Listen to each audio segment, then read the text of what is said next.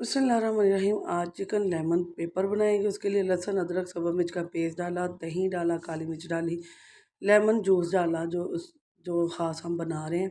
इस पॉइंट पे अभी हम नमक नहीं डाले हैं, नमक हम बाद में डालेंगे। और यहाँ मैंने अब ऑयल के अंदर सारा जो है रख लिया। इसके जो दही का बैटर था वो अभी हमने इसके अंदर नहीं डाला, इसको फ्राई किया।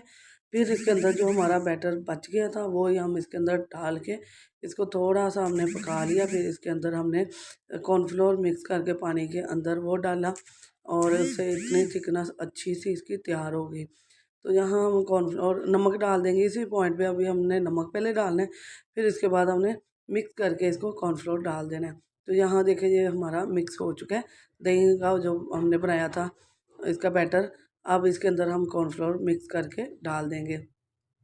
तो यहाँ लास्ट हमने सब्ज़ मिर्च अदरक और लेमन डाल के इसको डिश आउट कर दिया। माशाल्लाह।